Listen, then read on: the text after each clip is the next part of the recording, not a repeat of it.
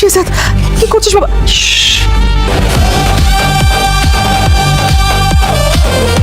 অবশেষে গোলামের স্মৃতি ফিরে এসেছে, কিন্তু গোলাম তো ঋতুকেই চিনতেছে না, যে ঋতু তাকে ভালোবেসে ফেলেছে।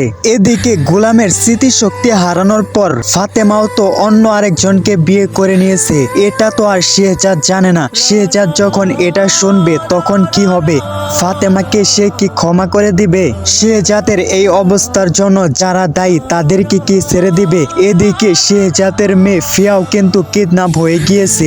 শেষ পর্যন্ত কি তাকে উদ্ধার করতে পারবে নাকি সে পাচার করে দিবে? সবকিছু মিলেই কিন্তু 17 নাম্বার এপিসোড অনেক ধামাকাদার এবং অনেক ইন্টারেস্টিং হতে চলেছে। তাই বন্ধুরা, যারা 17 নাম্বার এপিসোড দেখতে চাও, ভিডিওতে একটি লাইক করে চ্যানেলটিকে সাবস্ক্রাইব করে পাশে থাকা বেল আইকনটি অন করে দাও। তাহলে আমরা দুনিয়া টাকার গোলাম 17 নাম্বার এপিসোড যখনই আপলোড করব তোমরা কিন্তু সবার আগে দেখে নিতে পারবা। বন্ধুরা, প্র্যাঙ্কিং এন্টারটেনমেন্ট এই চ্যানেলের ভাইরাল একটি নাটক দুনিয়া টাকার গোলাম, এই নাটকটির 16 নাম্বার এপিসোড পর্যন্ত ইউটিউবে আপলোড হয়ে গিয়েছে। 17 নাম্বার এপিসোড তোমরা দেখার জন্য অধীর আগ্রহ নিয়ে বসে আছো।